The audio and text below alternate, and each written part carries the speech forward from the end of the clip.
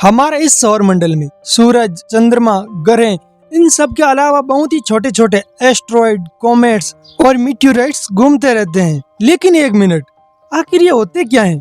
क्या एस्ट्रॉइड और कॉमेट्स अलग हैं? और यदि ये सब अलग अलग है तो हमें कैसे पता चलेगा कि कौन सा ऑब्जेक्ट क्या है? क्योंकि स्कूल के टाइम जब भी हमने टीचर से इसके बारे में पूछने की कोशिश की तो टीचर की तरफ से हमें जवाब मिला ये। कहाँ ध्यान रहता है तुम्हारा? कल तो पढ़ाया था, हैं? नहीं पढ़ना तुम्हें? बट डोंट वरी, क्योंकि आपके इन सारे ही सवालों के जवाब आज के इस वीडियो में मिलने वाले हैं। तो हमारे इस वीडियो को आखिरी तक जरूर देखना और फिर हमसे ही पूछना कि आपको ये सारे के सारे डाउट क्लियर हुए या नहीं। तो चलिए फिर बिना किसी देरी के हम अपने टॉपिक को शुरू करते हैं।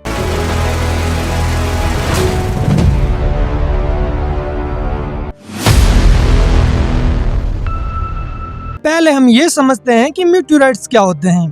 तो देखिए, मीटियोराइट्स अंतरिक्ष की वो चट्टानें जिनका आकार धूल के कणों से लेकर एक छोटे एस्टेरॉइड तक होता है, उसे ही हम मीटियोराइट्स कहते हैं। लेकिन याद रखना, ये ऑब्जेक्ट तब तक मीटियोराइट्स कहलाएगा जब तक ये अंतरिक्ष में घूम रहा है, क्योंकि ये मीटियोराइट्स हमारी पृथ्वी या फिर किसी अन्य ग्रह के एटमॉस्फेयर में प्रवेश करके वहाँ पर जलकर राख हो जाते हैं, तो उसे हम मीटियोर्स कहते हैं। यानी ये टूटता हुआ तारा कोई और नहीं बल्कि एक मीटियोर ही है, और इसे शूटिंग स्टार भी कहते हैं। अब ये समझते हैं कि मीटियोराइट्स किसे कहते हैं। तो देखिए, जब कोई मीटियोराइट्स हमारे वायुमंडल से गुजरकर सीधा जमीन पर आकर गिरता है तो उसे ही हम मीटियोराइट्स कहते हैं। तो चलिए इन तीनों को एक साथ रिपीट करके देखते हैं ताकि आपको एकदम सिंपल भाषा में समझ में आ जाए। मीटियोराइट्स हमारे सौरमंडल में कोई ऐसा ऑब्जेक्ट जिसका आकार धूल के कण से बड़ा हो लेकिन वो एक एस्टेरॉइड से छोटा हो, उसे हम मीटियोराइट्स कहते हैं। लेकिन यही वस्तु जब हमारी पृथ्वी के अंदर ये मीटियोराइट्स एंटर करते हैं और ये जब जलकर राख हो जाते हैं तब तो ये मीटियोराइट्स मीटियोर कहलाते हैं। लेकिन ये जब जलकर राख नहीं हो और उसका कुछ हिस्सा बच जाए और वो सीधा पृथ्वी पर आकर गिर जाए तो उसे ही हम मीटियोराइट्स कहते हैं। इसके अलावा एक और होता है जिसे कहते हैं मीटियोर शावर,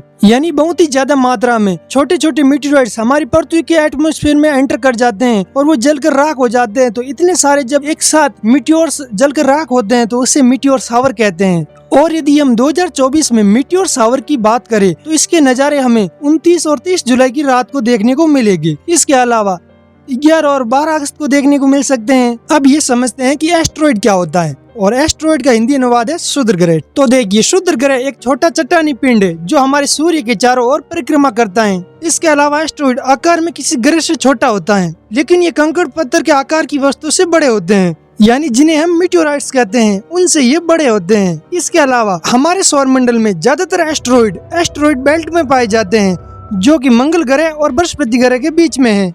और अगर यहाँ पर आपके दिमाग में यदि एस्टेरॉइड और मीटियोराइट को लेकर कंफ्यूज हो रहा है तो आप समझ लीजिए, एस्टेरॉइड हमारे सूर्य के चारों ओर चक्कर निकालता है और इसका आकार किसी ग्रह से छोटा होता है, जबकि वहीं दूसरी ओर मीटियोराइट्स ये किसी दो एस्टेरॉइड या फिर कॉमेट से टकराने से बने होते हैं। यानी जब कोई दो बड़े बड़े एस्टेरॉइड आपस में टकराने से जो टुकड़े बनते हैं उसे ही हम मीटियोराइट्स कहते हैं। और अब हम धूमकेतु को भी समझ लेते हैं, जिसे अंग्रेजी में कॉमेट्स कहते हैं। तो देखिए, कॉमेट्स भी एस्टेरॉइड की तरह सूर्य की परिक्रमा करते हैं, लेकिन ये डस्ट और बर्फ से बने होते हैं, जबकि जो एस्टेरॉइड है वो किसी पत्थर या फिर मेटल से बना चट्टानी पिंड है। इसके अलावा लगे हाथ हम प्लेनेट और एक्सोप्लेनेट को भी समझ लेते हैं।